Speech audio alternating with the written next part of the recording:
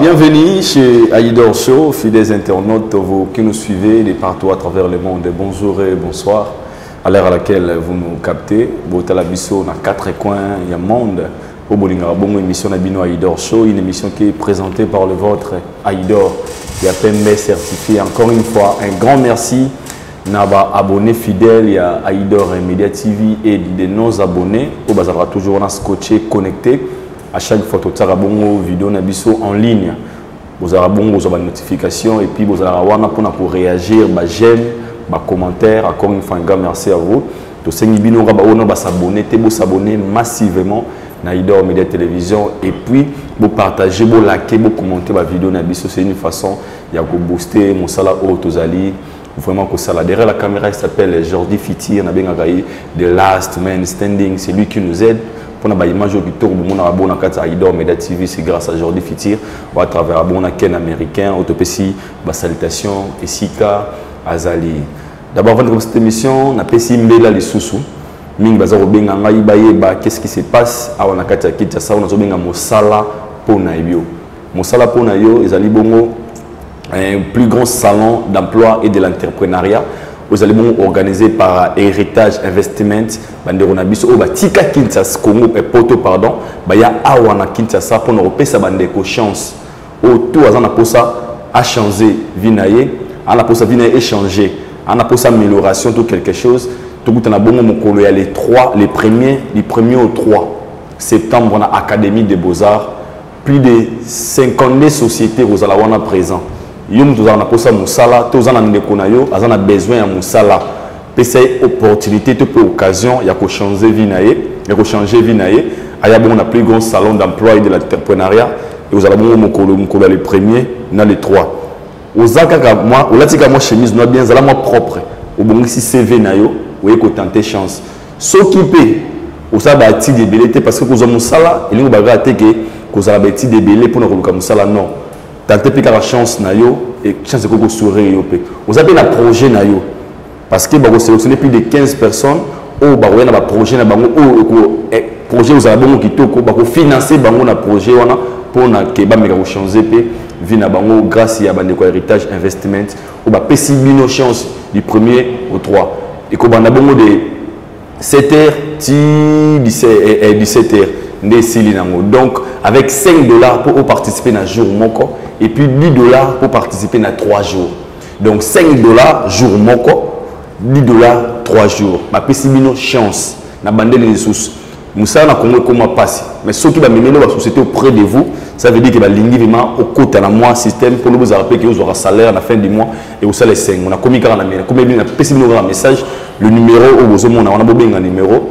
Beaucoup en contact na bango au sombi billet na yo au participer vous avez la diaspora pour ça qu'on a chance à changer vie na sika 5 € bambongo tindela quelque chose à que ne quoi c'est un plus grand salon d'emploi et de l'entrepreneuriat aux abons na mokolo ya le plus 1er au 3 septembre à la ville province de Kinshasa.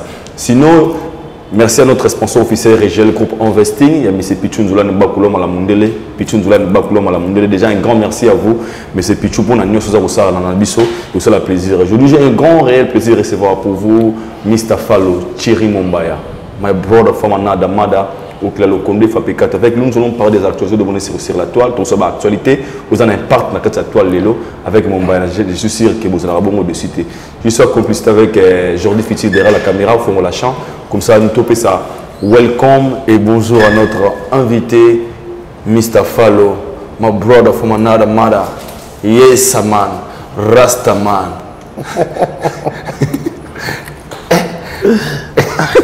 C'est bizarre. Aïdor beaucoup là. Que Dieu te bénisse, mon frère. Oui, pasteur. Ouais, ça va, santé, ça va. Ouais, ça. Boisa Kinshasa. Toujours. Ce jour, les Guinéens. Ouais, super bien. Nous sommes très bien. Après ce mot, la bande de retour, tous les gens qui ont Teddy Benzo, la soirée, la kermesse, tous les gens qui ont bande de Kobele, tous les gens en tout cas, tous les gens qui ont artistes, tous les gens qui ont Diesel Gucci d'ailleurs, un peu si beauté. Kalaté, Stade Félix Eboué, tous les gens ça a un très grand plaisir. Et il voyage boulot toujours. D'abord, premier jour, dans la première sur place, il y a un maman parce que un grand caméraman et vidéaste à Congo Brazza Koufaki, Serka Image. Okay. Donc, tout ça, on a surtout des artistes, des journalistes, des animateurs, parce que c'est parmi les bateaux, tout, à Evra dans les médias culture, au moins la photo, comment Serka. Et tant que maintenant, ça va soirée à Maralba, à l'échec, na Cléopatra, il y a une photo, une vidéo. Donc, tout, on en a posté dans la page, il y a un salon. Et pour nous, c'était vraiment la montée, et ça a fait plaisir de tous avec toi. Tu as Kimia, et puis tu continues quelques tournages, quelques projets. Et puis, il y a Kinshasa. Vous savez combien de temps qu'on a dans Brazza? Ah, non, c'était, je crois, 3 semaines. 3 semaines. Près d'un mois. À peu près un mois.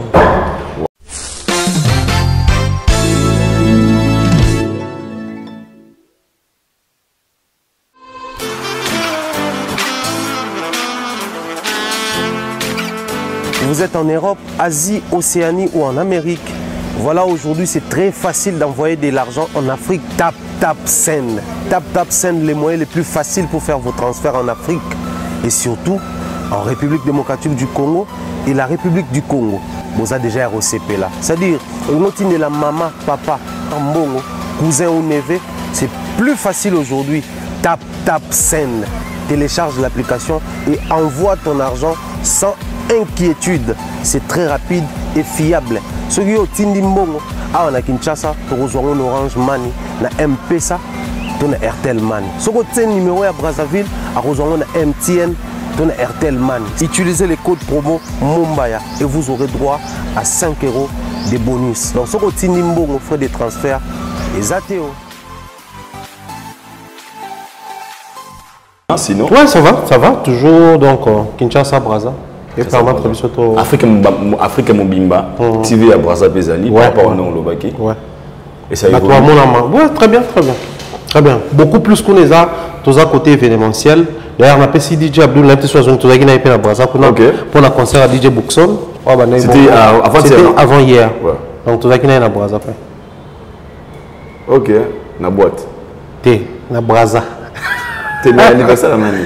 Ils ont vraiment concert, ils ont une boîte. Ah, concert. DJ Buxon avec DJ, avec musicien. Son concert, ils ont Penza, invité DJ un peu partout, na Kinshasa, avec DJ Abdul.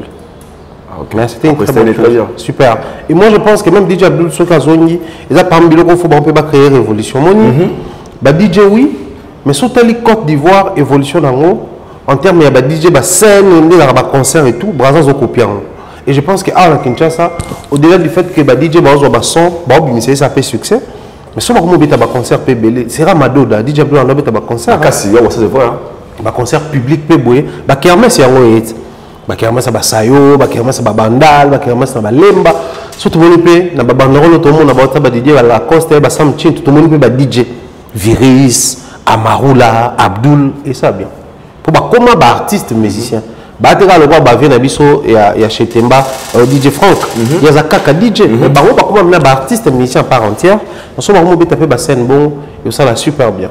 Vous êtes absent pendant votre francophonie si je ne me trompe pas. C'est Bandit Cécile nous a été. C'est Bandit Cécile nous a été. Mais non les zone so comme moi tous les cas parce que le rose analyse je pense qu'on peut aussi te partager moi idée. Pendant j'ai la francophonie 9e de la francophonie il y a bon à organiser dans le Congo en général. Et il y a sur le plan musique et les programmes ne sont pas là qui peuvent va prester mais là au moment où on est là qui déjà pas de qui aussi la lèche ou à réclamer qui serait l'absence totale des musiciens urbains surtout la jeunesse montante au réseau Mata la musique à l'élo apparemment ils étaient moins considérés par les organisateurs. Alors en écoutant le message d'Or Kwanza qui disait après beaucoup satisfaire batonio sauter.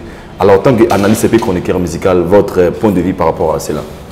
Après, Aïdor, moi je pense que tout à l'heure, il y a une économie Kinglish qui aujourd'hui, on doit se le dire, d'un côté c'est un artiste musicien, mais de l'autre côté, il a ce sens-là managérial, donc il se comporte comme un manager. On va même dire, succès, non seulement musique, mais aussi son implication personnelle, le manager à Moussala. J'ai pari qu'il y a un manager, j'ai pari qu'il y a un producteur. Attention à ça, l'autoproduction, mais ils ont un moteur structuré côté date, secrétaire et tout. Mais sa touche personnelle peut compter. La lecture de la musique est moins différente. Mais ce tobi tout compte au monde allège à se plaindre, mais c'est Isdor à se dédouaner. Mais dans le cas où on a ce tour à la réaliste, je dirais tout haut la part des responsabilités est partagée. Ceux qui besoin qui barreau bateau urbain na considération moko, bah na raison de se plaindre, mais bah na responsabilité na kat. Ceux qui bateau la francophonie balobi que non, on a du mal, on ne peut pas satisfaire tout le monde, bah ça na raison, mais bah ça paie na responsabilité. Je commence avec la francophonie. Aujourd'hui, les jeux de la francophonie, la priorité est que ça tourne autour, il y a des jeunes. Ah ouais? Jeune. La priorité c'était. C'est-à-dire, même si on a basket, football, judo, karaté, nzango, lutte libre, lutte gréco-romain, lutte sur Zaki. Oh, et ça, côté du Sénégal, on a danse, la chorégraphie, un élément RTN réalisé qui tourne au Makassi, groupe de danse, majeure partie, Baba. Ok. Baba yo kata lo baate. Si on pas compte en rythme, il y a des instruments qui sont il y a facilité. Mais ça la chorégraphie, tu n'as pas les débats, ma fille comme ma garçon, ma burkinabé. Une très bonne et belle chorégraphie. Mais bien qu'on a mis sur ça, et même ma attraction et pas ma jeune. Mais si tu as une conception à baron, ils ont eu suffisamment le temps et ont préparé. Parce que, et là on va te la RDC a pris 3 ans de préparation. 3 ans. 3 ans pour préparer les Jeux de la francophonie. Wow. On va dire 2 ans et 1 année de plus parce que j'ai fait ça l'année passée. Et ça l'a mis à Déodon. Et puis ça, il y a 1 année de plus. Pendant les préparatifs, ils ont un secret au bateau, mais tout le baron lélo. Même si très bien la plateau, dans ceux qui francophonie, Sili, tout le baron. Ouais, tout ça là. Mais la francophonie, RD, ça quand même la risque de beaucoup organisation. Ok. Parce que besoin des ans préparatifs, tant que vous poussez une période d'organisation, infrastructure est prêtée. Tu es bien à campus, on a ici la guité, terrain mususu 6 GDG bandi, tout le monde a aboué. Joueur mususu ou athlète mususu Congo Brazza bazako obligé balala na mutuka parce que logement mususu et comment ils ont prêté. Donc moi des organisations peut et ça qui est niveau na bon mais quand cela d'un temps pour organiser jeu pendant 3 ans. Quel a été le contact avec l'organisateur, les prestataires? C'est-à-dire que vous prester comme les artistes musiciens, on va dire. Vous donnez par exemple, vous lancez par exemple un appel, parce que dans ça qui appel d'offres, vous êtes prêt à soumettre, et puis l'équipe peut travailler sur retenir ballon. Pendant cette priorité, vous réunir les jeunes et belés autour du projet. Mais s'il faudrait réunir les jeunes et belés, les jeunes ont un public qui les jeunes ont un artiste qui va prester. Ça c'est 1. De 2, quelle est la place toujours on a la phrase mise en lumière.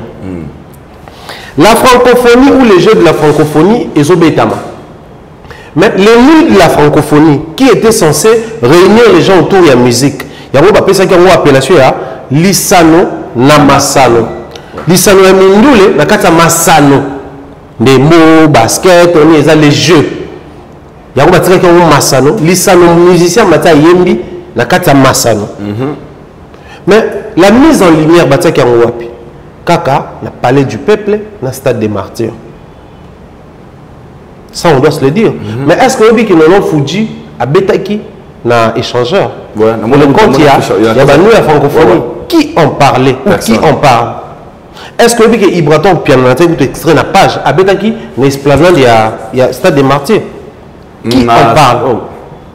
Est-ce que vous avez pendant que Batubazo s'est démerdé, fermeture, ouverture, héritier à Betaki, jour il y a lancement? Qui en parle? On peut créer le Romoro Boye. Ça les sélection un bateau photo ça plus de lumière. Na bateau il faut tout ça dans les oubliettes, second plan, négligé. Voilà pourquoi on a créé frustration, allège, s'exprimer. Donc moi je crois les organisateurs, c'est vrai, on ne peut pas satisfaire tout le monde, on ne peut pas faire les choses à la perfection, d'autant plus que c'est une œuvre humaine. Même Yemo représentant de la République Fatia Lobaki, c'est vrai, tous ces pays là, organisé, les cas bien, mais imperfection et causant la terre, on a ouverture. Parce que les bateaux, on humain. Les lots même sont ok parce que la meilleure organisation c'était l'organisation de Vivendi. Même si on peut taler bata Vivendi, aussi ça certainement ça qui bilan, au moins on a que so on se organise qui toloba ke salama o raté pesa raté on a même à moi projecteur moi sur 100 et puis là été donc l'œuvre humaine est en raté mais tout raté tout s'appuyer dans comme excuse comme moyen pour se dédouaner pour tout le bateau sur les bateaux ba quitter et ça pour bateau bazaki non toutes les catégories étaient présentes mais vous avez mis la lumière sur quelle catégorie puisque pour Nabino c'est les nuits de la francophonie qui comptait n'a parlé du peuple. Bah jeune il y a bah âge à Nonon Fuji au moins que je me trompe c'est 80 ou 82 donc carrément bah héritier Watanabe. Ibrator c'est 82 ou 83 au moins que je me trompe mais en termes de leadership bah Fabrice bah 87 bah les qui n'a pas bah bandi avant en termes de leadership héritier pas à moi en 82 mais abandi avant en termes de mise en lumière sur les photos le babon donc on se demande qu'ils ont créé un déséquilibre pour aller sur tout un âge au moins il ne faut pas beaucoup l'héritier ok ambiaka il ne faut pas trop le babon donc admettons que bah âge mort bah jeune bah représenté tes beaux héritiers et bon Fabrice à moi on a 87 mais musique urbaine donc en termes de réunion bah jeune Isidore Kwan ça a raison parce que bah on a besoin bah jeune bah ébélé ce qui est musique à Fabrice et combien de jeunes musique à Ibrator combien de jeunes musique il y a but d'affilée pour but d'affilée pas bétagé la nuit quelque part sur musique à bâton sur bien de jeunes on priorise bateau bah combien de jeunes mais en termes il y a équilibre dans le milieu culturel ils étaient dans l'obligation n'est-ce pas il y a Rozoa Batouana bah inclure baron et nous il y a Rozoa baron dans second plan parce que bah comment monsieur Kota qui entre les tout qui gali garde bien que Kota qui joue à concert les tout gaz maouete et tout bah qui un repêchage tant que tu as un poids lourd pour créer de l'équilibre avec le poids mouche moi je pense que côté la responsabilité aussi partagée mais surtout une lèche déjà moi je pense que s'exprimer librement c'est bien mais le mieux serait que la musique urbaine apprenne à faire la différence entre comportement la baron gestion la baron attitude d'abord la bande de musique publique musique populaire rumba et autres. En faisant quoi concrètement les locaux, avec tout ce qu'il y a comme problème dans le milieu musical, on n'a jamais vu les artistes et musiciens se mettre d'accord sur une table, autour d'une table, avancer pour l'idée dans le baron. Autant opposition ça la route, autant d'artistes peuvent ça la route. Mais la musique urbaine, c'est possible tout vanda, tout le monde qui est artiste urbain, se sentir marginalisé, s'angani. Tous derrière à l'èche parce que lui il s'est prononcé. Il aussi bien à jouer publication à relais yango Gezma ou t'as à relais yango Fabulous à relais yango Gali à relais ça va créer une force mais cette publication sur la page il y a lèche déjà même baropé parce qu'on comprend que là où il y a notre intérêt il faudrait qu'on apprenne à utiliser les mêmes langages à soutenir celui qui se prononce depuis la nuit des temps au Congo les gens combattent la piraterie. Mais chez nous, ici, qu'on se le dise, Aïdor, la piraterie, c'est vie à ciel ouvert. Surtout à toi, na matongé. Surtout qui tika na se. Au son des flash disques à topesio, dinzembo. Au son des temps, c'est le moment de télé dinzembo. Dinzembo, on a oublié vos autres là-bas. Est-ce que vous foutez à droit dans la société, à droit d'auteur? Non. Est-ce que vous avez une autorisation à côté kanzembo? Non. Mais il y a les policiers, il y a les services, il y a culture et art, il y a chaque municipalité, il y a aussi les services, il y a renseignement, il y a aussi les services, il y a Sokoda, Société Congolaise des droits d'auteur et droits voisins. Mais pourquoi ça la monter? Mais artistes et musiciens ont se prononcer les bossos, ils soutenir les lots on a mouka Aïdor. Autorisation de sortie. Et l'on voit parce que tant chef Moko a commis un camarade à Kofi a plaidé individuellement et l'on voit. Mais combien des artistes ont soutenir? Zéro.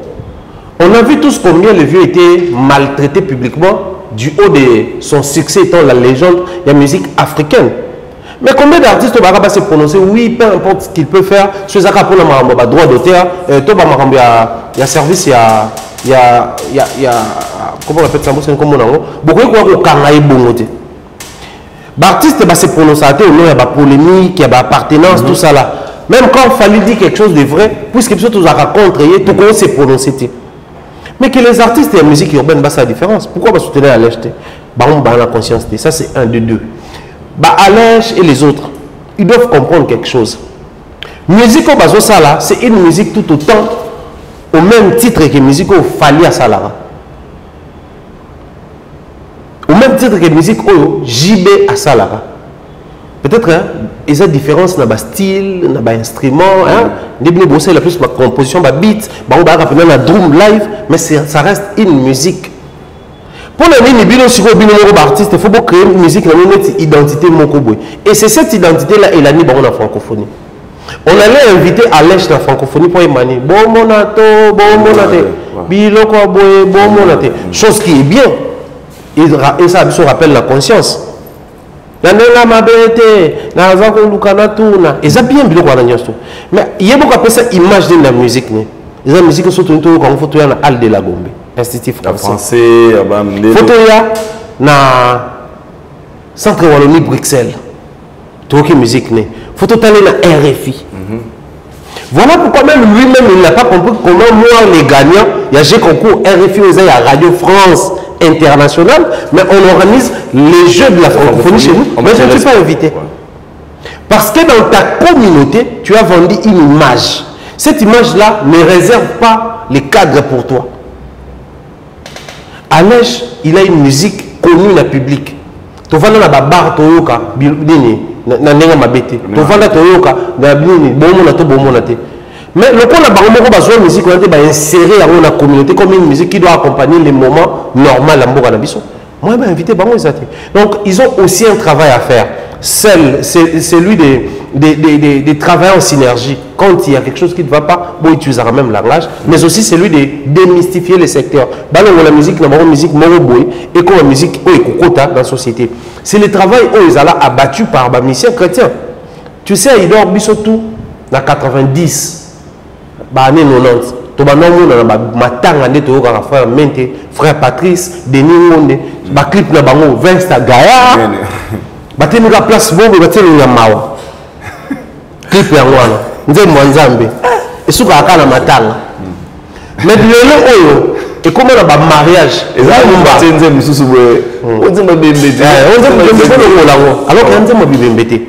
Mais le lieu comment pena majorité ba piste font manane na tela yo motema na zoye nango ba frère kaka ba comprendre que pourquoi musique au foti kala kaka ya matawa ya mawa so mudala mpasi yana nzala ngalela rumba pe to ko betango ba to ko font ba piste le lo Moïse Mbiye qu'est-ce qu'il a envié la musique ou ba fali basala. Il fait des beaux clips à la table, bien, bien loin, studio, bien, enregistrement, condition bien. Fiston Boui. Beaucoup d'abonnés. Sur les clips, il y a des clips à Nigeria. Avec le Afrobeat, qui peut être Afrobeat, il y a des clips qui sont à la plage, habiter la plage photo qui est Éthiopie. Il y a la plage qui est Éthiopie, il y a tourner clip. Tant que vous tourner clip, il y a la plage, il n'y a pas zuper avion dans les réalisateurs, il y a la plage. Tout le monde a dit Belge, Belge, Tri, Dubaï. Je serai couronné dans un grand hôtel à Dubaï, dans la plage, à continuer à maille, yacht, à démystifier clip, à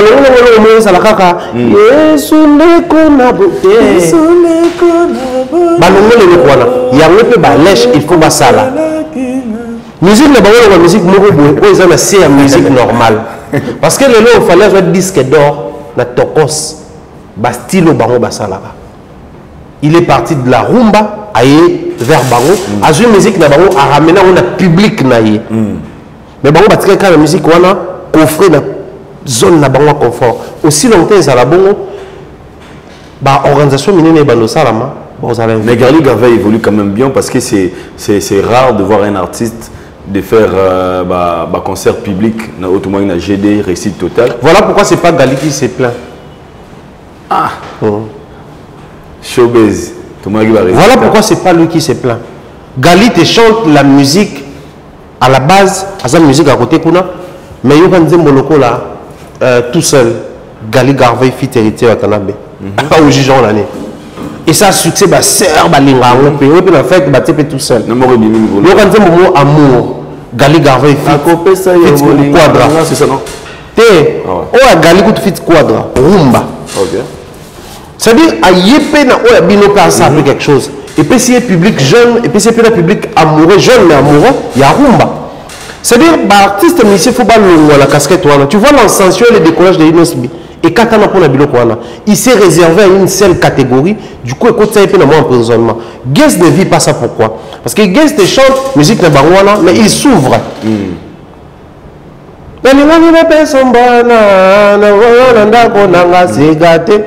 Succès, malgré Abeton a monté à sa propre narumba. Mais Inosbi te chante. Oh, bah, il m'a fait un titre en son nom. Bah, il m'a vu d'accord. Quand comme beaucoup de trucs baké, bah, il m'a vu d'accord. Mais sur le sol, le coup balader à la Kisasa, bah, il vient de voir. Na vos centres. Toroyo, ceux qui n'ont pas côté na concentré à Tananko et Toroyo. C'est ça leur problème. Donc je pense que Gali va inspirer peu Alèche. Alèche entend ça, nous avons Moribima qui a vu. Alors comment sont respectables? Tout est comme elle est dans sa vie. Tout ça là dans sa vie. Mais moi ils appellent musique à révolution. Et ils l'ont pas et ils la réalité. Mais point n'y a qualité. Parce que tu t'es donné une identité. On se voit une musique on a été, bah tu vas occuper au thé. Bob Elvis, il y a Chichi, Bano qui a succès. Dégage Kabila de succès. Mais on t'a vu manzé Momo Aboy. Et les cas suivent, bah tu vas qui pendant autre chose, Momo suivent, bah tu vas qui péter. Qu'ils essaient un peu d'échanger leur même thématique na bango. Et puis, on va réussir à rafler la COP.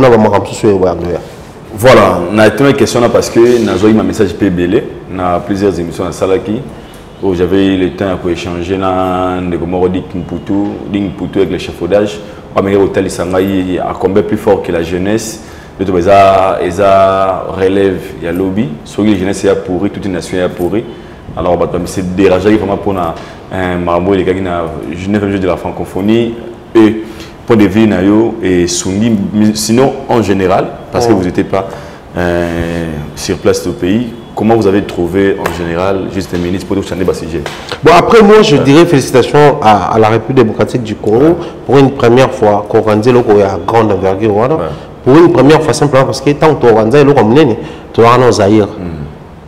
C'est là, 74 ans, tu as un Zaïre. Du coup, tu dois la répéter.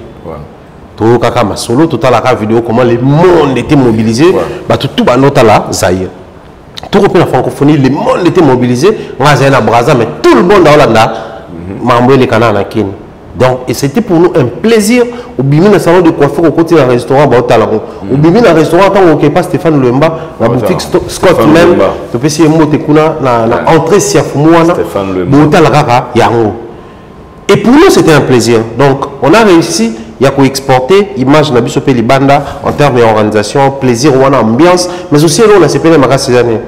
On a une vidéo, moi, qui est TikTok, dans le stade, professeur français, Marie Missam.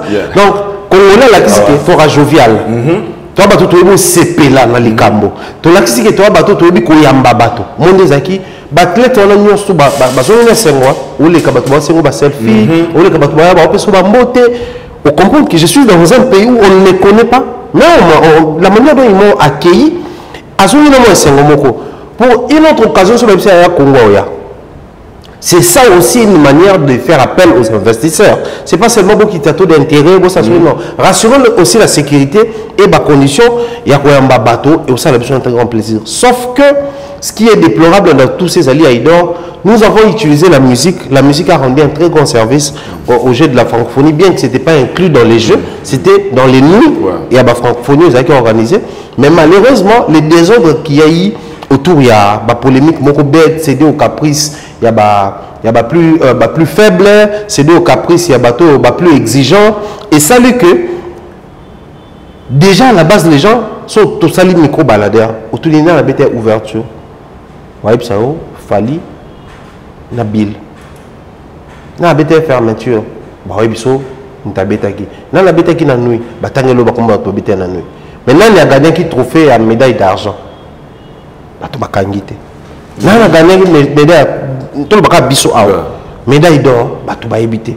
Là-bas na domaine na discipline nini plutôt auto gagné. Na sport to gagné, est-ce que na judo, na boxe, na lutte, bato ba éviter.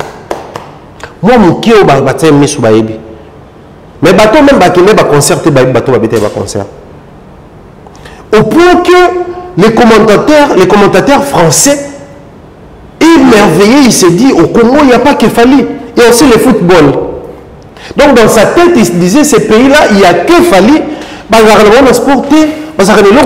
c'est ce qu'on doit comprendre. Parce que monsieur, toujours ça analyse, il faut analyser Maloba là-bas. Donc, toi, on a tout d'abord, il n'y a que la musique. Mais ils n'ont pas tort à 100%. Tout est parti dans la prestation. Il fallait ça créer la polémique. Le monde va désister, va caprice. Mais qu'est-ce qu'on a fait de cette image-là? Au départ, tu utilisais pour les profits. Au final, tu termines l'image Bissomoko. Et moi, je pense que les loyaux, ceux qui sont fiers de contacter les artistes, ils ont contacté les artistes au final pour détruire l'image au composé avec l'ouverture. Donc c'est tout ce qui est déplorable un peu dans Marambobagé de la francophonie.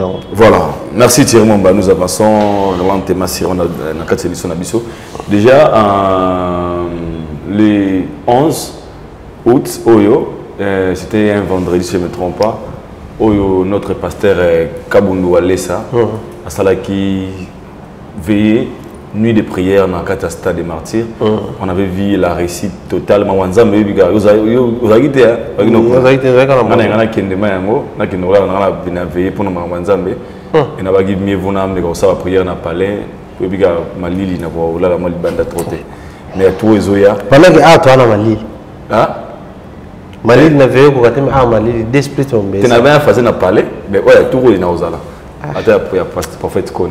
Après, Félix Wazé comme quoi Bongo, qui nous avait annoncé la date du 12 pour nous remettre un concert mon aîné dans le stade des martyrs, plus de 120 000 personnes, place où ils ont à disposition, sur la Batuto, ils ont accès à Koyango. Quels sont les gens à dévoler? Voler à Liboso. Est-ce que c'est normal? Il y a des grands événements close du 11 dans les 12. Est-ce que d'abord c'est normal pour les gestionnaires, il y a stade, tout va non. Date il y a Félix Wazé quoi, le 12, il y a Pasteur Walesa le 11. Et là, moi, il ne s'est pas ça, pas dans M. Zali. Je réitère ce que j'ai dit souvent, d'ailleurs, je pense comme ça à Cédric Isengoma, avec lui, on échange souvent autour, il y a ministère, il y a numérique. La numérisation, il y a un mot cannabiso, ça va nous éviter à la langue babiloko. Au moins, bien que les Congolais, surtout dans la communauté, les gens sont parfois en train de révéler que tout ça sous-cultivé en termes d'organisation. Je m'explique. Il fallait qu'il annonce un concert à Ovo Wembley Arena. Puisque la salle n'a pas encore publié, les gens montent sur leurs grands chevaux pour dire que ouais, Azoko, ça, on peut tout vérifier dans la salle, c'était publié. Simplement parce que nous sommes issus d'un pays où ceux qui montent à Sali annonce un concert n'a réservé. Dans le stade où on a ébélé à l'artiste ou un programme réservé. Ok. Vous nous parler de Tobé dans le stade de Martyrs. Pourquoi il ne donnait pas la date? Parce qu'il a été toujours date quand? C'est un date. Si vous avez les 30 juin, réservé à Nantes. Ceux qui t'aiment, qui nous sortent les dossiers, jour signer la réservation là-bas. N'habitez pas Bimisa, mais n'habitez qui t'aiment. Au moins que date où annoncé, la date où on a signé un contrat dans le stade, ils ont signé. Donc, sans pour autant réserver. Et depuis toujours, ça a été comme ça, dans le stade des martyrs. Ce qui fait que, ils ont réservé, on a une date. Maintenant, on a réservé. On a réservé pour toute année la date. Maintenant, nous vivons dans un pays de complaisance, qu'on se le dise. Et Walesa qui réserve son stade bien avant que tout le monde, il a quand même les droits, il y a installation, il y a quoi ériger, et puis il y a quoi matériel là. Maintenant, puisque vous êtes dans l'obligation de satisfaire aussi Oazé, quoi, vous pouvez utiliser quand vous trouvez terrain d'attente, vous pouvez utiliser quand podium moko. Et ça m'a wapi. Une nuit de prière, et puis le lendemain, une autre prestation. Ceux qui ont la salle Toloba, ça les a déjà conçus pour ça. Mais vous êtes obligé d'utiliser même podium, même installation, même parce que vous avez tenté, hier à ça, à Silissa, vous avez installé. Vous installez un instrument dans mon côté. Un podium comme ça. Mais peut-être le temps a fait défaut. Qui vous dit que Walesa était content de partager ça avec Oazeko? Mais peut-être le temps a fait défaut, donc vous êtes obligés beaucoup habiter. En tout cas, c'est tout ce qu'on peut te donner comme maison au niveau où nous sommes. Il y a chambre, mais vous avez partagé les salons en commun. C'est ce qui est arrivé. Donc, les jours où on commence la numérisation, et ça, tout est numérique, la réservation, tout, même les sold out, les faux sold out, et ici là. Parce que nous allons tout à la tout le monde est la défense partout autour des sites, partout. Si tu veux réserver, sur le plan numérique, au moins déjà que ils allaient sous-souter. Donc, il en est de même pour le stade des martyrs. Après, le plus important, c'est ça. Félix sort de son stade satisfait. Ou aller s'appeler satisfait pour retour, prester. Tant mieux pour satisfaire, on a retenir au mot. Non, satisfaction en termes carré, ça, il y a parce que le 12, ce qui est clair, mon quoi bongo, a bété bongo concert les 12, on a vu professeur de Kinshasa, le stade des martyrs. Oyoye Moko, alors on a biso aux concert, où il y a pour rendre hommage à Michael Jackson par rapport au spectacle. Il y avait prévu déjà, dans le bateau, il y a hôtel à Yamot. On a sur la A, vraiment, tu vends le rôle là. Et puis analyste.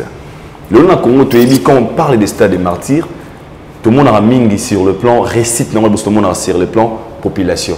Qui va répondre présent, va méga koya, va faire un peu bouillir au spectacle. Félix Oisé quoi, ou à coquille ko pesa. Je comprends dirais à coquille ko soit même pas un quart. Il y a public pour ko soutenir tout le spectacle en live.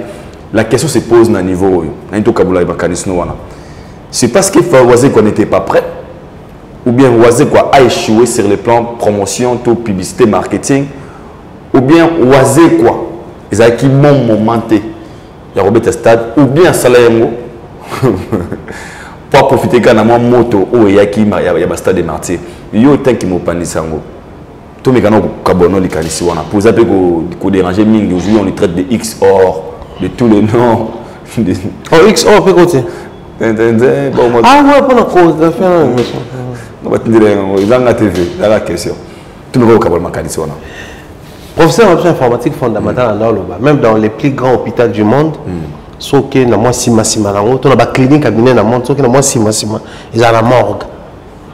C'est-à-dire, baron bazwa ba pathologie ma casse, bato ba complication ba kamo ou à quel hôpital mo boye les États-Unis faut pas opérer parce que kawana et c'est là États-Unis.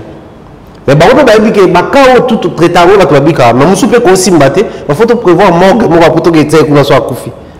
Donc quand on organise quelque chose de grand, soit ça passe, soit ça casse. Ça passe, ok, ça réussit, ça marche pas, ok, morgue. Ça, c'est plus qu'évident. Il faut tout sur la route bon. Mais pour les cas échéants, il y a des monstres. Tout ça va réaliste. Tout va dans le qui est. Il y a clairement que bon, on a plein de spectacles. Bon, on a épaisseur et spectacle. Donc, dans sa tête, il était venu, pas pour les plans, il y a public, mais il était venu pour livrer un spectacle dans le stade des martyrs. Tout va bien un spectacle. Mais pourquoi lui, il martelait seulement sur les spectacles? Soit lui-même le concert en haut, au moins à l'écran qui était juste derrière l'artiste, non, comme un spectacle inoubliable. Donc, il y a même qui ont dit que il y a jour, mon spectacle. C'était son souhait. La question maintenant à poser ça, tout va tellement la TV. Va retenir un spectacle, tout va retenir un vide. Qu'est-ce qui est resté inoubliable dans la tête des gens? C'est les grands vides qu'il y avait ou les spectacles à la Michael Jackson au Tomonaki? C'est la vraie question qu'il faut poser.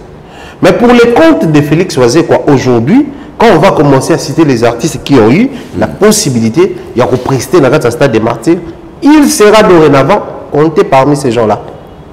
Que lui aussi, il a eu son jour, il a presté. C'est tout ce que les gens vont retenir de lui. Maintenant, tout est-ce qu'on a la logique des choses, tout le monde en termes événementiels. C'est parti pour que l'artiste, comme Roberta, la salle est à 50, il a 100. Il a 100, il a 200. Ainsi de suite, si 80 000, 100 000. C'est parce qu'un artiste qui joue un concert, par exemple, Place Moroboué, il y a $300 plein. Abi, on a bêta, $500. À comprendre qu'en termes de VIP, je mets 300 $, sold out. Les gens cherchent les billets même les jours du concert. Donc je peux aussi me les permettre. Viser pour un concert de 500 $, les gens viendront. La profondeur appelle la profondeur. Pour les grands concerts publics, les Wera, les JB, c'était pareil. Esplanade, il y a Grand Hôtel, plein. Bavie baye ba fikin ba plein, bavie baye ba terrain ba bandal ba nini plein. Ba comprendre que la popularité est là. Donc il faut tout même ba on a place sur ça sous mon et ça ma casse. ça va nous zewa. Ya on même ma ba on tikuna. Si quoi un organisateur d'événements, par exemple de tout monde a structure ba event tout ça là. À organiser événement na ba producteur par rapport à Oborobimisa, Oborokotisa. Parce que là, c'est encore ça va, puisque c'est Félix Oisé, lui-même qui est l'organisateur, ou si vous voulez, les producteurs de son concert. Mais admettons qu'ici, il y avait une agence là, ou une maison de production, qui produisait les artistes congolais dans le stade des Martyrs. Et là, dans le même banane, bateau a dit que surtout ici 500 000 $ pour la cacher l'organisation, à contrepartie, bateau bakoya, plein le stade douana, bisoto ici, mbongo. Est-ce que le stade des Martyrs, c'était le seul endroit où Félix Oisé pouvait faire un spectacle à la Michael Jackson? Je ne pense pas. Pour battre tout ça, tout ça, on a showbiz plein. Vous avez plein, ambiance ça au max parce que vous êtes proche. Et puis, vous avez tel spectacle, via Zoboaka, le colo, qui ici, kaka. Et ça a bien. Donc, tant qu'il y a un stade des Martyrs, il y a une chose à satisfaire parce que besoin les comme quota la bateau va être dans le stade des Martyrs. Mais tant que bateau va être dans le stade des Martyrs, bah il a besoin il la quitté. Même fait qu'il a besoin de plaire on ouvre les portes. Héritier il a besoin de plaire on attend qu'il s'invite à promettre le stade Moussous. Oui, la JB à l'époque Bazara a besoin de plaire. Il y a longtemps que Babeta Kampiaka bah yaka ko bandi le stade Moussous. Est-ce que si vous avez une émission ici, non, on va stade dans le bousseau et en piaka. Mal ou ça a plein de tout. Yet. Mais tout le monde a un piaka pour les tout. Parce que tout le monde a bon, c'est déjà des facettes. Facettes à plein. Ouera, JB, Fali, Ferré, peu importe les conditions. Kofi. Mais surtout du côté de piaka. Ouera, pas ça. JB, pas ça. Oui. Okay. Héritier pas ça, ça est monté kuna. Oisé quoi rejoindre baron. Dans la pierre à stade. Baron tout bas ça. Oui, Raza. JB. Oui. Héritier. Héritier. Oisé quoi. Oisé quoi. Pas ça. JB pas ça. Nani fallait ça. Bah ferré. Bah quoi toi. Bah moi t'as plein. Bah peu t'as plein. Voilà. Donc ceci dit quoi je pense que Vieux Nabiso lui il a eu ce qu'il voulait. On a qui de se plaindre, lui il a eu ce qu'il voulait, que son nom soit inscrit dans la liste, ou si vous voulez dans les annales des artistes qui ont eu la possibilité. Pourquoi j'insiste sur la possibilité? C'est-à-dire que ça soit plein ou pas plein, il a joué là-bas, il a livré un concert là-bas, c'est tout ce qui compte pour lui. Mais seulement en matière Wana, quelle est l'image que nous vendons à stade? C'est là où les problèmes se posent.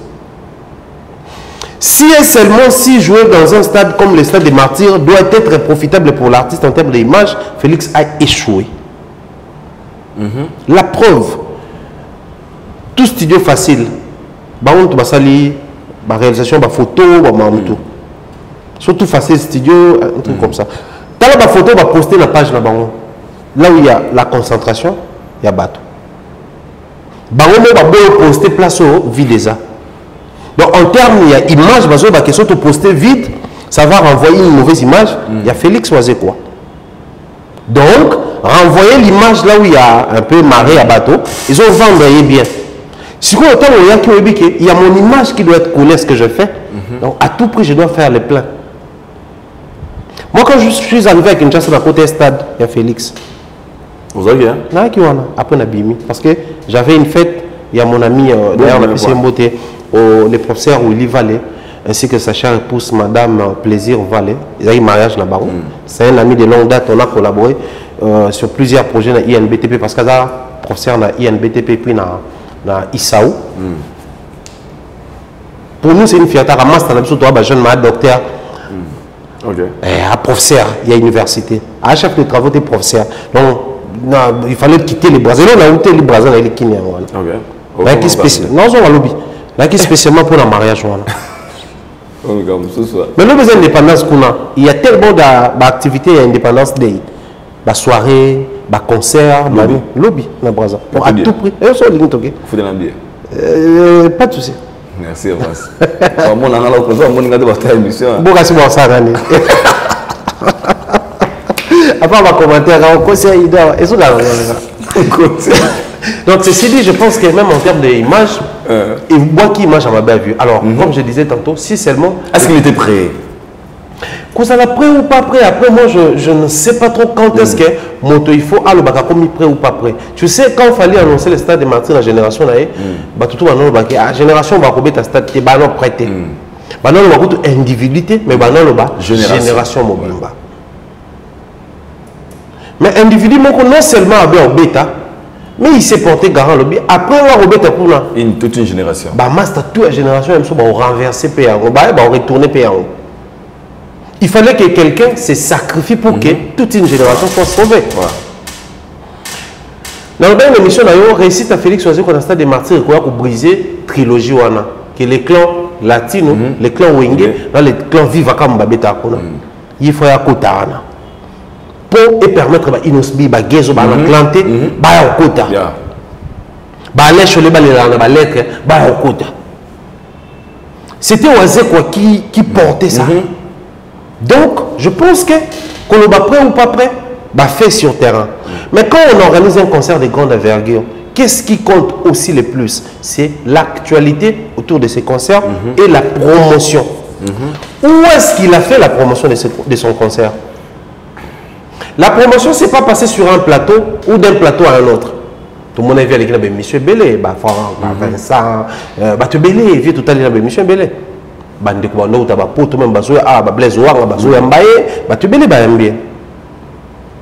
Ça c'est lui l'artiste.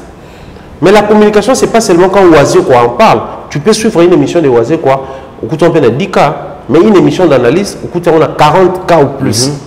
Donc prendre son spot publicitaire, diffuser là-bas, c'est donner aussi une visibilité au-delà de toi-même. Ça c'est vrai. Est-ce qu'il a fait ça? Non. Peut-être budget. Peut-être budget, réfléchissons. Félix, à ça là, conférence est belle. Alors, c'est son album, ça, single après single. Et dans chaque single, il réunit la presse autour d'une table pour échanger, expliquer nos contenus, avec nos exclusivités, et puis vous diffusez beaucoup de lobby. Mais, n'est-ce pas s'il y a un mois, pour Félix Oazé, qu'on mérite le soutien des Congolais? On est bien d'accord. Donc, soit PC Aïdor, tout le banque à boyer, tout minimiser. Soit PC Aïdor $200, dans mon thème au diffusé, spot publicitaire pendant un mois. Obligé. Autant. Soit Pienga autant. Soit PC Franck autant, soit PC Vincent autant. Pour nous soutenir aussi. Maintenant, on te coûte à pour une seule chanson, après ça va tout $100. Dans le banc. Donc, soit ça lit 10 chansons, déjà, celle de la conférence, déjà PC par personne $1000. Tout est technique. Donc tu préfères dépenser pour au pire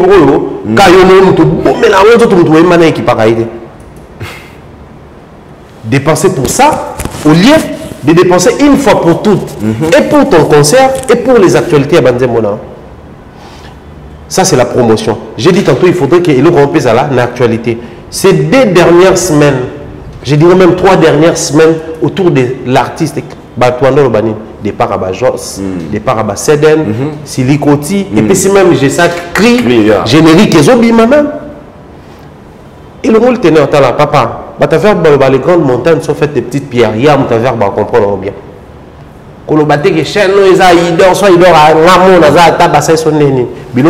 La preuve, après départ, il y a Fali, tu y es bien tiré la cima. Via un bon chanteur, un bon danseur, Tilelo Baza. Mais ça n'a pas tout sous ce bakei, bakei n'a pas na bango. Tozawa, Igo de la Forêt, les grands formateurs si vous voulez, mais il n'arrive pas ou il n'arrive plus à former à la hauteur Yabawata. Dans ce qui est Wata, les tout derniers Wakenda, à la hauteur Igo Koka Souste. pour après bawata ba miel pe bakendat ba tade pe bakendat pourquoi ça et pe ça bango position te scénique ninge pe ça wata position te ya balbon ninge pe ça wata mais ça reste toujours ego les gens ba comme soit qui hein à quelle partie moko ya yo et que ça peut être fatal ou dangereux. Les moments étaient très mal choisis pour que batika ba cedel na ba Gesak ba kende. Pour imaginer Gesak na stade de martyrs.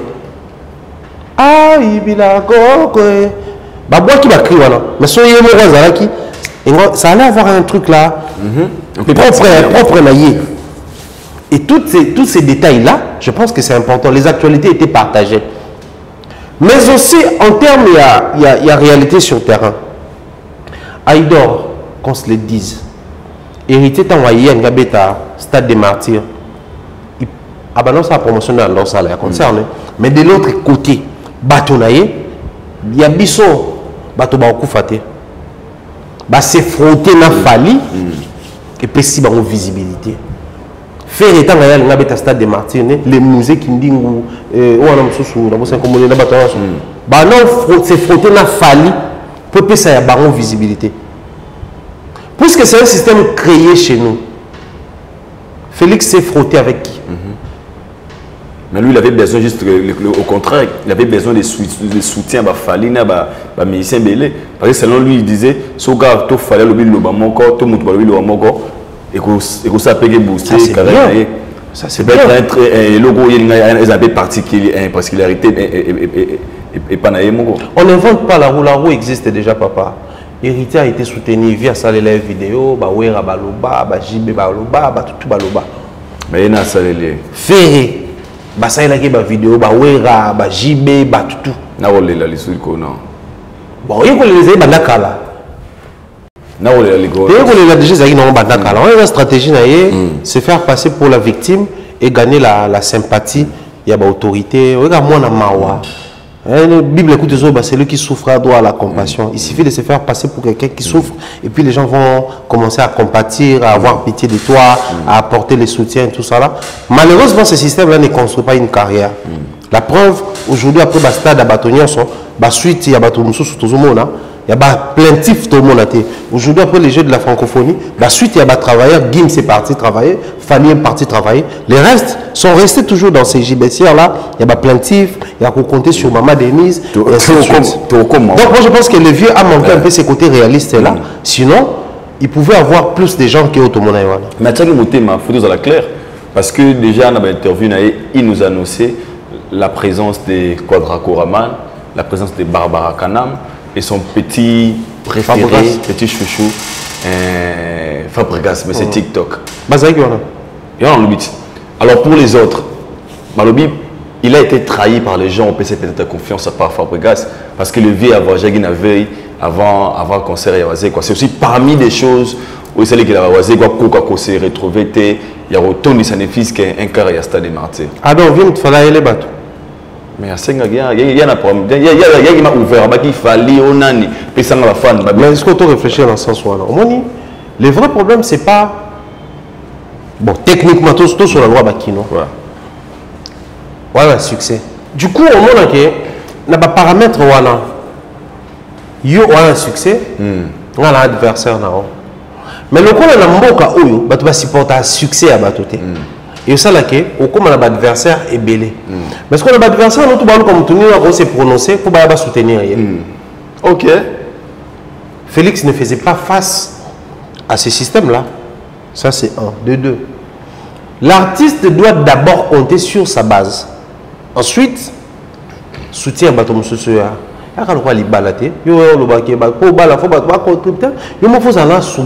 C'est comme un projet. Autre ça l'appelle offre pour un projet. Il faut un projet défini. Qu'est-ce que tu as? Même nous avons la Bible, la Bible. Moïse va avec la force que tu as. Donc il faut avoir le mot. Bible c'est en termes de dons et talents.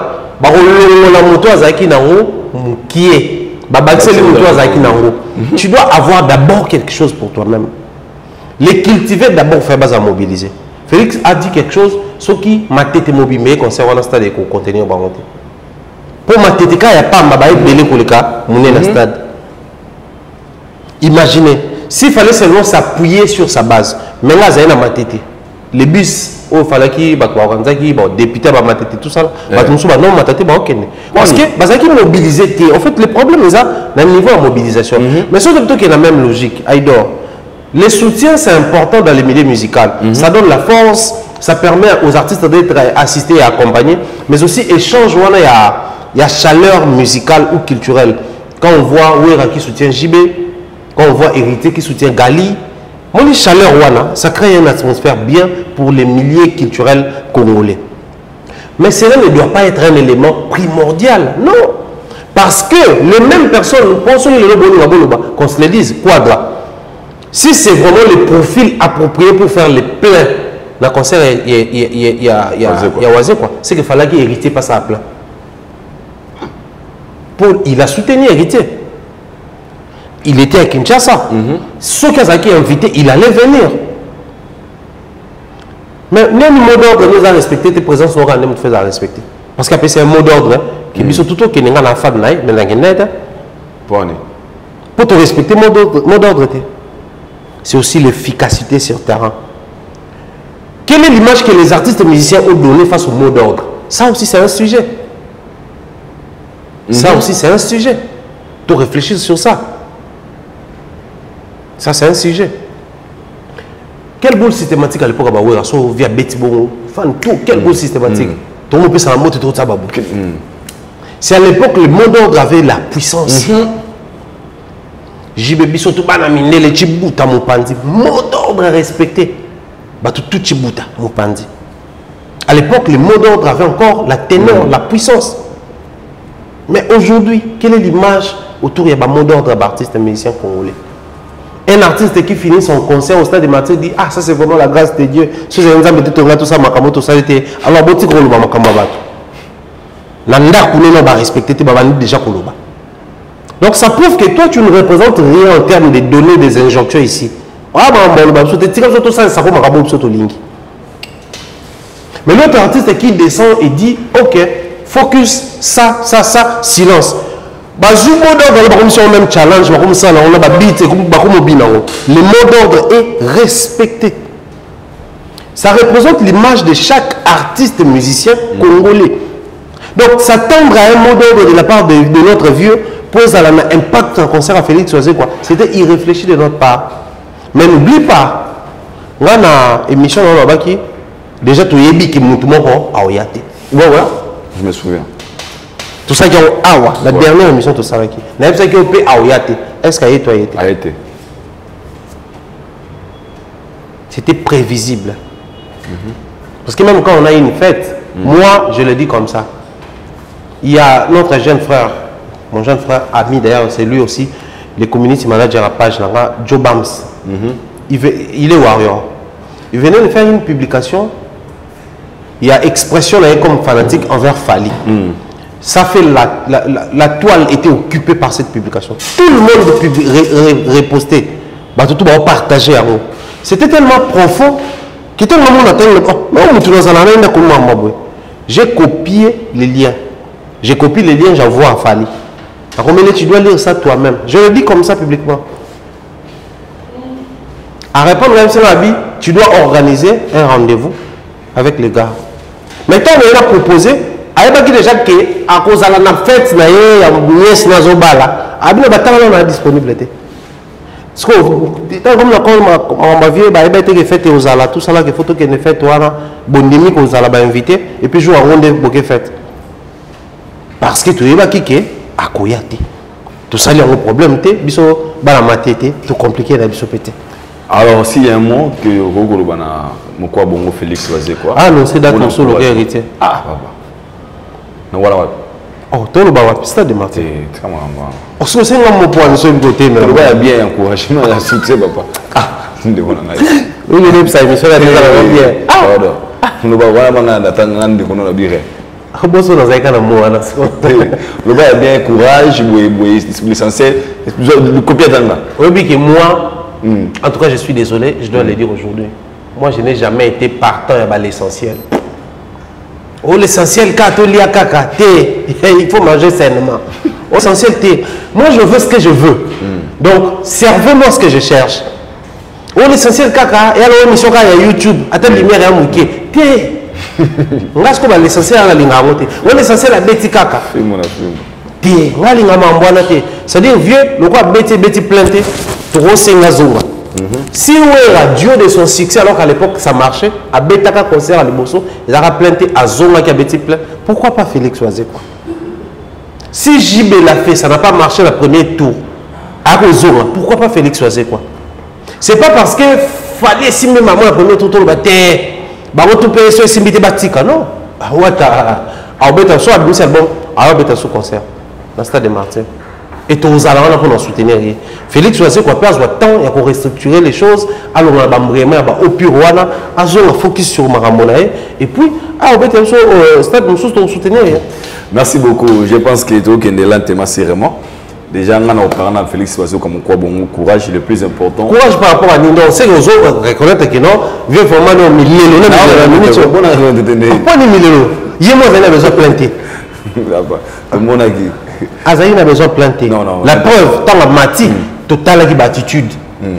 Tout le monde a live et à concert héritier, on a besoin de Nyamata. Nyamata freiné à Timoutounasi. Tout est expression, tout est communication. Tout cas, qu'on déchiffre facilement. Mais il va dire quand on a mati, papa. Papa. Vous avez ce spectacle où il y a la rapide. Papa. Aza très content, père ta mawa. Bien là content. On va te manger, tout ça là. On va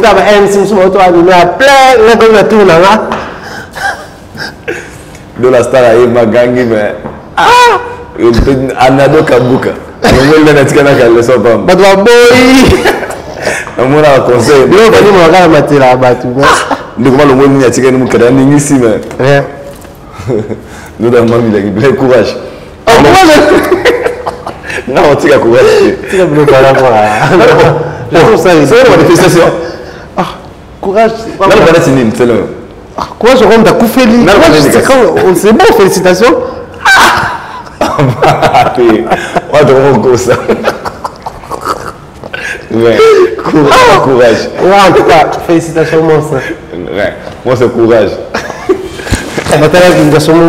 Vous féliciter Nika concrètement. Spectacle, papa. Internet, somme de couffine en doula, c'est quoi? C'est un gauche. Non, Internet c'est vraiment bizarre. Ah, somme de couffine en concert, somme de couffine avec nous. C'est que le gauche, non, ma canne, ma gueule, tu vois, mais il y a des choses que tu vas décourager. Et puis, deuxième chose, somme de couffine à financer. Deuxième chose dans ces pénalités, c'est que les Congolais, il faut respecter. Pendant le concert, Balma Bassan a bossé un marathon. Bon, le stade. On va manger des francophones. Bon, tourner là, on va filmer, on va karaté, on va sauter. C'est pas propre, c'est pas respecter l'activité de Mouninga. Donc, comme tout ce qui m'a bonne chance à Wazé pour la prochaine mois. Parlons maintenant des artistes musiciens congolais. Déjà, après le jeu de la francophonie, comme un autre Kouloutou, Félix Zakaria Bassolobaki, après le jeu de la francophonie, la vie continue. Nos artistes, il y a un calendrier, il y a une activité, il y a un nino, parce que tous on a besoin d'un francophonie pour les cas, mais le calendrier, il y a un calendrier, un programme. Et là, tout le monde qui a Afrima, où plusieurs artistes sont nominés, en Afrique. Nous, on a retrouvé aussi 3 artistes musiciens congolais. Il y avait Fali Poupa, Inosbi et Fabregas Maestro. Pendant qu'il y a 3, tout le monde en Tanzanie, il y a plus de 15 artistes tanzaniens ou représentants qui valablement Tanzanie, parmi les nominés. Alors, la question se pose dans le niveau. Nous sommes des musiciens belés dans le Congo. Qu'est-ce qui fait en sorte que tout le monde a plus de 10 nominations, des awards où il y a plus de et où c'est la musique? Aïdor, dis-moi qui tu fréquentes et je te dirai qui tu es. Ouais. Quelles sont les fréquentations des artistes musiciens? Oui, les lots, ceux qui sont nominés pour Gary, oui, les États-Unis. Et on va nominer. Et donc, on a ça crée une certaine une faiblesse, une bassesse, na mito ya bato. Tu ne verras jamais un Tanzanien dire que non, va nominer Diamond Awa parce qu'il y a un bateau. Non! Qu'est-ce qui fait que la musique de Diamond soit nominable? Passez-moi les termes, si ça n'existe pas. C'est-à-dire que ça soit une musique et qu'on appelle nominée dans la catégorie. Parce que quand on dit la musique francophone, par exemple, ah mais posez-vous la question, la même période en Afrique centrale, combien de Nzembo et Bimi? Quand on dit meilleure prestation, par exemple, posez-vous la question, combien de prestations et Betami? Est-ce que oh, et Bimi Kakandeza le top des tops? Mais oh, Bimi, ça respecte les principes. Tu arrives quelque part, pour accéder, tenue de ville, ceux qui tenue de la ville, ceux qui tenue de ville, c'est-à-dire à la limite, chemise, cravate, pantalon, mocassin, soulier dans ma colo. Au commuana, toi les boss, moi les travailleurs. Oui, on a t-shirt jeans. Là, là, tu m'as battu les bâtiments les bandes.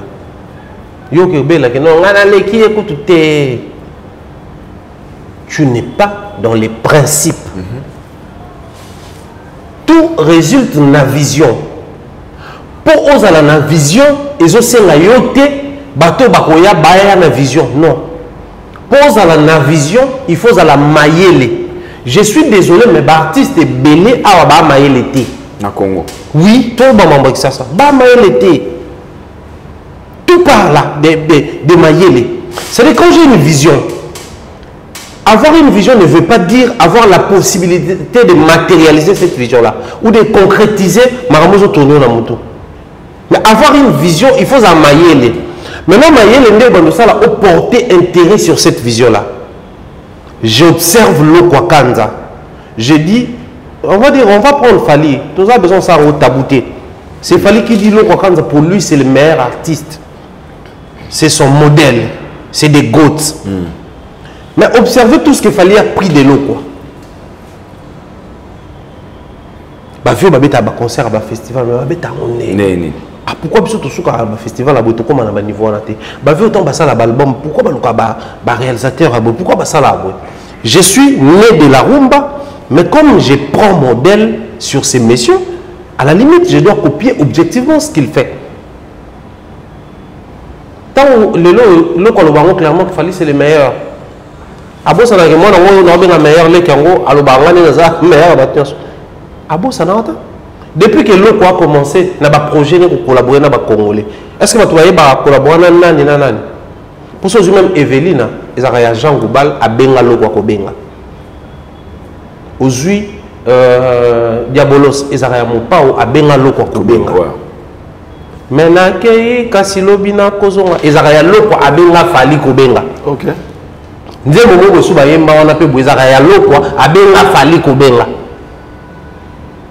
Mais pourquoi dans un pays où il y a toutes les voix, mais il y a les plus extrêmement belles voix, n'a pas projet un grand comme Lokwa.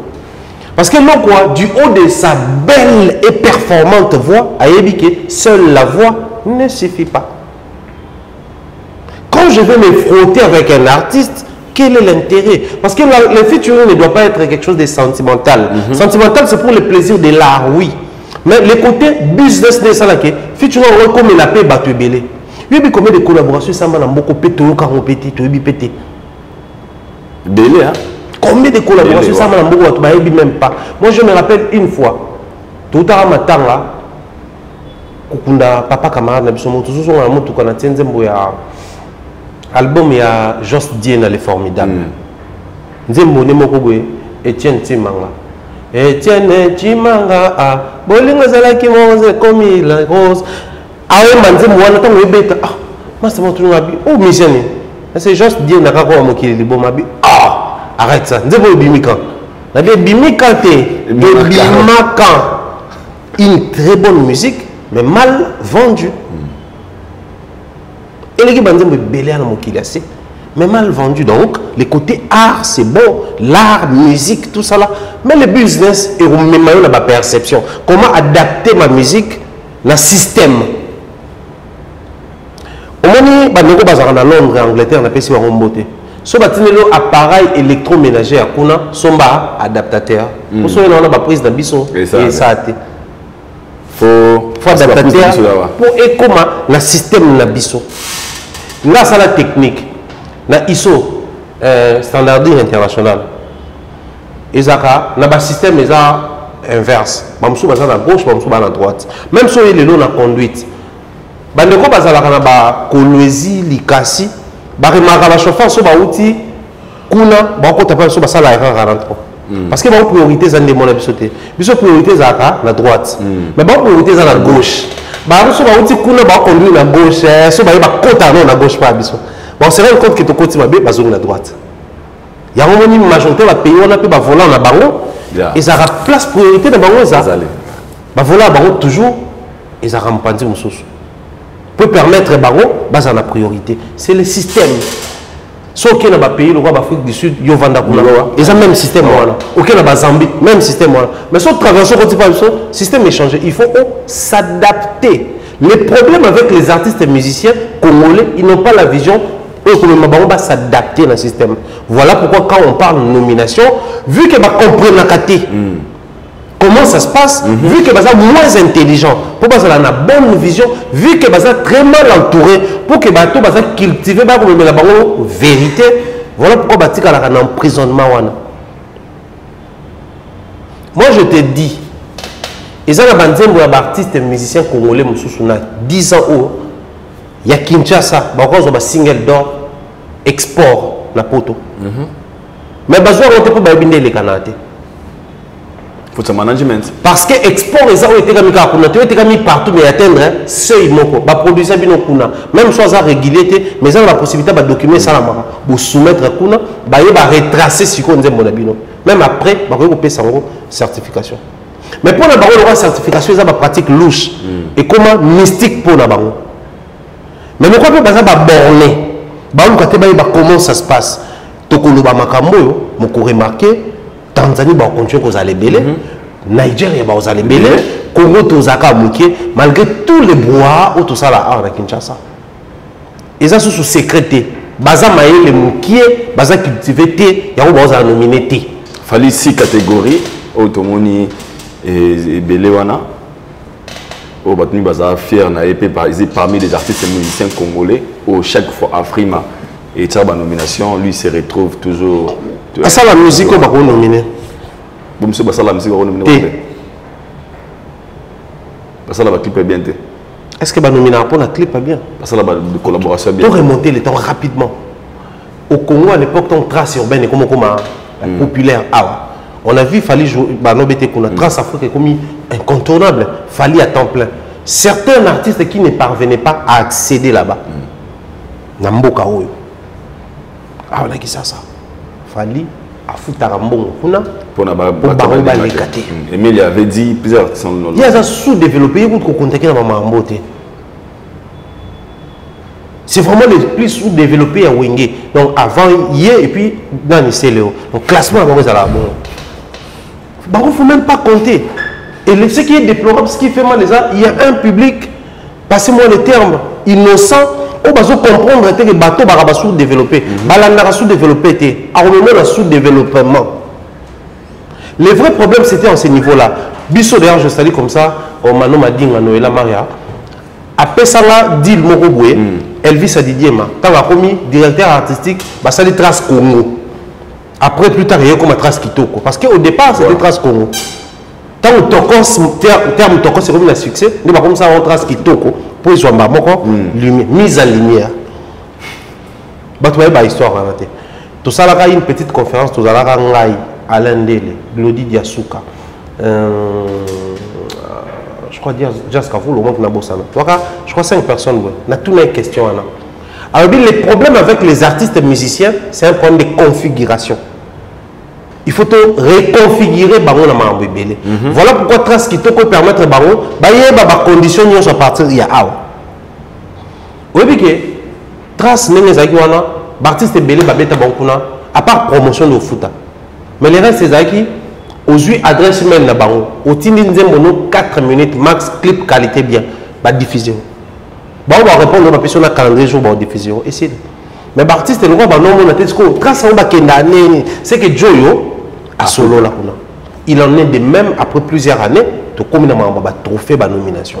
Bakozalaka nominé, je réitère, aussi longtemps, Bakotikalaka Kanakata Koki, il y a ignorance, il y a lâcheté, il y a démêlé dans la bêtise. Donc ne vous étonnez plus de la Otokomi. Musique, il chante bien. Autour de la collaboration bien. Mais c'est la manière d'exporter sa musique qui nous pose problème. C'est l'image que tu donnes de ton profil qui nous pose problème. C'est le vrai problème des Congolais. Les Congolais, on a plein de stade de martyrs. Comment est-ce qu'il ne faut pas la nominer? Il y a des trophées aux opprimés artistes africains, il y a configuration, il y a zone francophone. Comment expliquer ça? Quand on ne fait pas de recherche, facilement tout le banin. Biso bangala balobaka. Ceux qui lika quoi les mani na obuka mbuma. Ah oui, ça va dire que mbuma ne abodo lobo qui pante. Pour y apporter à kokite. Alingi pete moto buka kuna. Ba artiste monsieur ba potani ole ba za mayele. Ba ça est fort ba mayele muke. Ba potani ko ko ba comment ça se passe dans ba Afrique mawana. Tellement ba les mani ah Joana azana master ni mongari we la la kuna. Ni mtasala ke ba no yebo. Pour les mbani. Or, on laisse comme ça la humble, il y a un bateau baza pembe noana, bateau balo baleka na mission pour le bateau non, ba yibi biso ba view. Biloko existe à té. On est pour le bateau blanc, lui on peut faire bateau ba que les cassos de mission biso pour balo bateau non, il y a zarana gari we les kuna. Ça c'est ça être bête en fait. Même dans YouTube, il faut aller dans l'émission. Il faut que YouTuber a connu le bonté. Pas qu'il existe à télé. Musicien, il y a des musiciens qui ont le bon. Vu dans le pays. On commence à bien dans la boise. Bien c'est ça. Je ne supporte pas ça. Ah c'est qui m'a cassé. Elle est venue tout ça là ba recherche tout le monde c'est comme artiste à banal. Ah faux ba esprit monsieur Congo. Ah franchement, il fallait passer catégorie. Oh Lelo, tu as un souci, tout le monde a marqué ça. Vous avez un souci en athée. Ouais. Vous avez un souci en athée. Donc, comment tout ça, ils ont la conscience de soutenir Baron. Ok, mais rapidement, tout le monde Lelo, annonce mon il fallait pour partir aux des trophées na East African Art Entertainment Award 2023 I'm sorry 2023 meilleure performance live meilleur single francophone bloqué donc il y a bloqué et puis meilleure performance live au Fali Aza winner of two des trophées à au gagnant Mokolo il y a les once again déjà congratulations félicitations à Fali pour prendre ma beaucoup parce que au moins tu as comment on a fallait été nominé pas seul, il y avait des artistes congolais, il y avait le Quadra, vous êtes au courant non? Non, malheureusement. Et le Quadra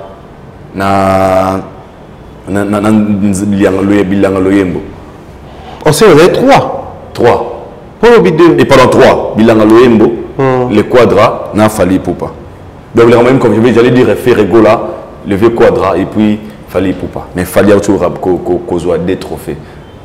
Vos impressions? Déjà, il faut commencer par poser la question sur comment gagner ces trophées. Le problème, ce n'est pas la nomination. Parce que moi, Dieu m'a tant parlé. Je ne savais même pas qu'il fallait être nominé ici. Moi également. Je ne savais pas. Ouais. Dans mon cas, caca, il y a fait. Ça, je dois être sincère. Tant que tu as fallu poster Afrima, tu vas poster qui et là, il y a East Africa. Et ça qui équilibre. Trophée Zangakom, tout ça, Afrique, on a payé Gary. Il y des alara entre Warriors et Gaulois. Moi, je me disais, bon, après, les hostilités, ils ont lancé et tout. Mais, Quadra, ça nous ramène, ceux qui sont en bas vote, ça nous ramène le mot d'ordre. Aujourd'hui, il n'y a plus de mots d'ordre à donner qui seront respectés. La preuve, Abeng Batouba dans le stade à Félix, bah été. Abeng Batouba dans le stade à Héritier, bah été. Bah nominé, bah voté. Donc, les regards sont fixés dans ma rambo moussous. Surtout côté il y a les rois du 24, les à faire. Et là, ici, clairement qu'ils ont encore un très grand travail à faire. C'est lui de comprendre comment est-ce que les choses se passent réellement. Ça nous rappelle encore que la distraction au Bakota, il y a Facebook. Même Facebook, on attend, parce que la communication autour de la page, tant on a une page sur Facebook, on a s'abonner, on a certification, on a tout ça, c'est-à-dire avancer.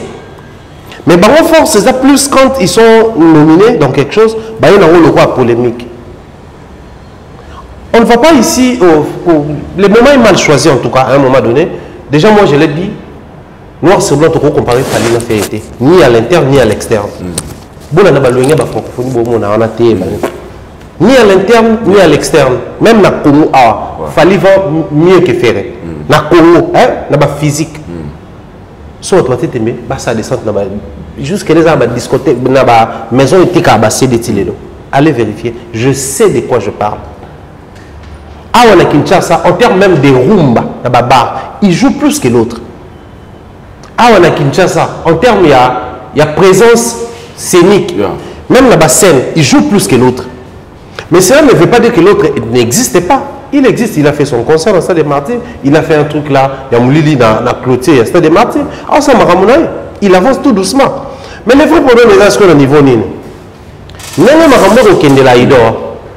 Ceux qui que tout est polémique, ils vont rendre un très mauvais service à la musique congolaise. Parce que vous estimez que vous avez la meilleure voix du Congo sur le plan musical. Bon, puisque Afrima, ils ont regardé où il est. Il y a un qui a Fali, Diamond, Ganyara. Mais si vous avez un standard, vous nominez Pébino. Mais pourquoi vous votez pour besoin? Pour les bazawana, vous avez un challenge au voter, au poster. Vous avez un challenge roi 24, Omega, distraction. La preuve, car vous êtes, si vous nominez sur l'homme, vous avez ah, papa. Dans laquelle tu es un concert oiseux comme tout est là, dans laquelle tu es oiseux comme en fait, visionnaire. Tu as une émission ok, faire dans la tête, pour un moment donné, ça décourage. Ça décourage. Pourquoi tu as des gloires en gloire? Nous sommes dans un pays où tout le monde a battu à Béti Stade des Martyrs, à Québec Télévision Montmartre, à Béti Olympia, à Béti Bercy. Mais pourquoi la génération fait comme surtout le bien autour ça mabé? Non, nous ça mabé. Ah, ça c'est Aïdor. Moi quoi à Paris la Défense Arena, à Béti déjà Bercy, à Béti déjà Olympia, à Béti déjà Zénith. Mais pas monsieur peut faut ça là bon. Moi quand je vais trophée, faut te rappeler pas monsieur peut faut besoin. Confiance quand un trophée, on va abonder je peux des trophées.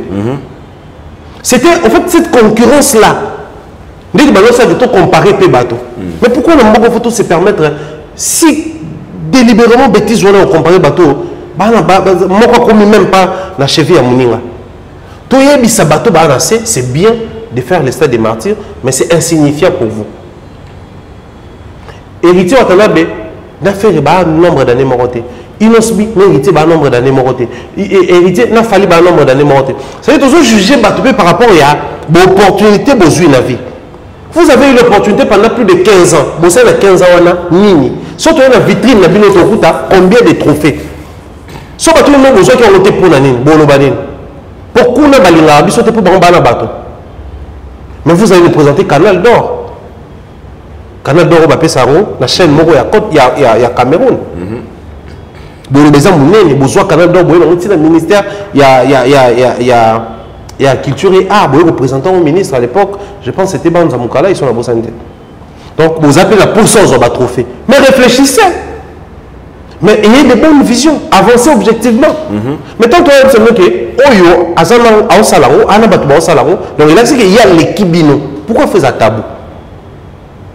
Pourquoi faire ça tabou?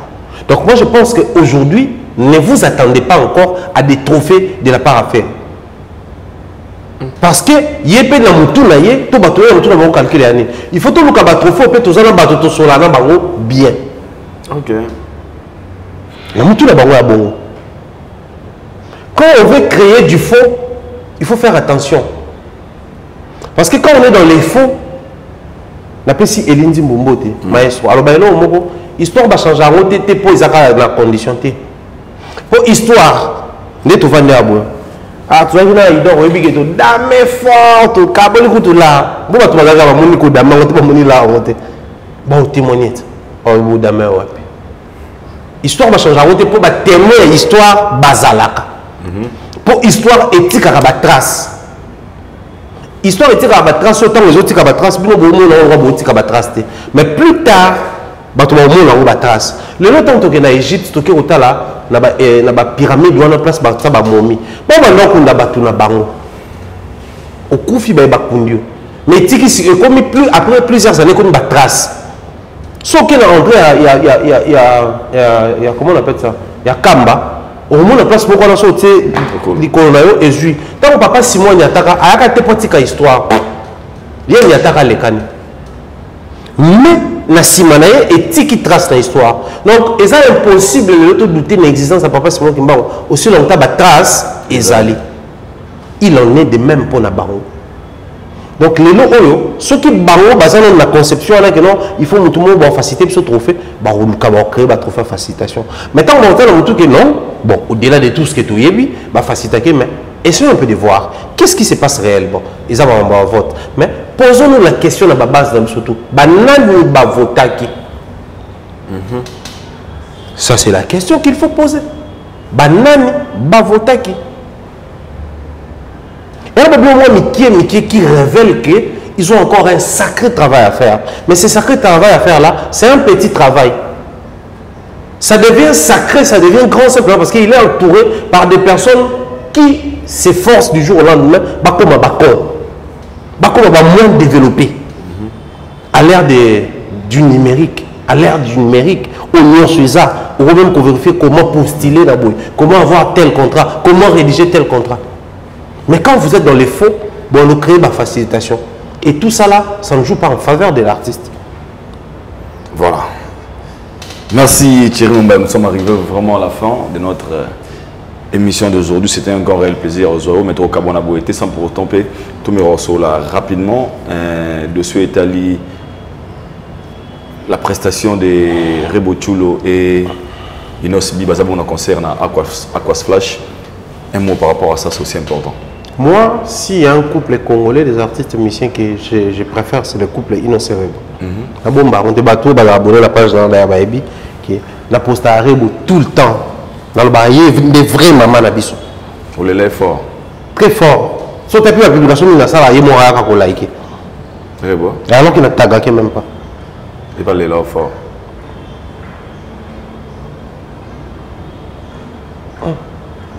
Moi, c'est la émission. Même ça la émission.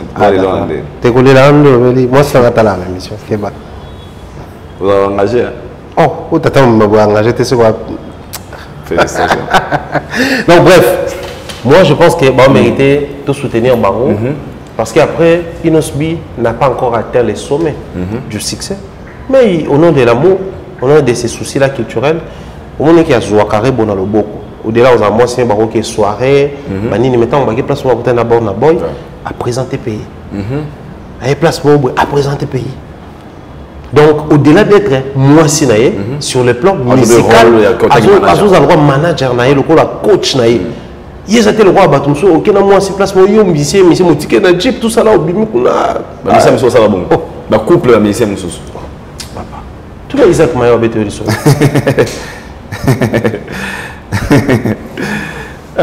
C'est très fort. Nous sommes arrivés à la fête. Donc beaucoup de force. On se continue avec une chasse. Ok, donc nous sommes le 25. Le 25 novembre, il fallait pour Payou Arena. Et le 8 décembre, Ovo Wembley Arena na UK. Tout bien Gibino Bele. Est-ce qu'on a des informations? Le photo le bélan sur Namboko. Artiste et musicien tout à Congo, c'est la concert à Paris, la Défense Arena. Banane. La musicien Congo. Là, ça c'est vrai. Ouais. Parce que ils avaient mon motivation à Bango. Si c'est sur les 6 000 euros, ils ont courage à arbitrer. L'artiste et musicien Congo, parce que les basins, en fait, c'est les seuls grands événements d'Afrique francophone. Bango, le roi basé dans la carte Afrique francophone, il faut baser là-haut. Tu sais, à l'époque, quand on a dit grand événement Afrique francophone, Bercy à Kofi, c'est tous les pays basés là-haut. Les lots, les plus grands événements en Afrique francophone, c'est Paris la Défense Arena. Donc, Congolais tout d'abord aux Zélango. Nous sommes aux Zélango pour CP là. Nous sommes aux Zélango pour ramonter ma passe. Nous sommes espérer que CP là, on aussi maté. Donc, ça veut dire tout le monde attend ça. Papa, tu vas là, tout le monde a. Il y a Pichou, comment on a chargé la communication à faire. C'est un poto, tout ça. Laurent Tendance. Les gars, l'émission, non, pour Paris la Défense Arena. Donc, tout le monde a dit que le lobby, ni hôtel accord Arena. Maintenant, on a barreau, la musique Paris la Défense Arena. Pour le même temps, on va vendre à Kuna. Ils sont les bêtes à Paris la Défense Arena. Donc, c'est un concert que tout le monde attend. Comme Nana Ferré, Kofi, JB, tout le monde est là. Et bien, tout le monde a suspendre la date, on va vendre la date, on a salam. Après, on peut ça va date. Donc, c'est une très bonne chose d'avoir un artiste congolais qui organise un événement avec autant de visibilité, autant d'ampleur sur le plan africain. Donc, pour nous, c'est une fierté. Merci beaucoup, nous sommes arrivés à la fin. C'était un grand plaisir. Moi, quelques salutations à Bateau Batali Bisso pour trouver la souka émission à Bisso Lelo. Mireille Flore, on a apprécié un beauté, Nadine Mayo, gros bisous. Et dire bien de bonnes choses également à Bernard Chamala, ainsi que toute la team Toebako. Voilà, merci. Merci beaucoup, nous sommes arrivés à la fin. C'était votre émission Aïdor Show. Les aliments présentés par Aïdor. Il y a PMB certifié. Moi, je vous dis un grand merci. Vous s'abonner, partager le lien, commenter, suggestions, remarques à Bengabisso. Et vous ça, la bisso, plaisir. Sinon, derrière la caméra, les aliments aujourd'hui, futur de Last Man Standing. Moi, je vous dis bye. On se retrouve tous au prochain numéro d'ici là. Pour trouver bien One Love. Only God knows. God first. Thank you.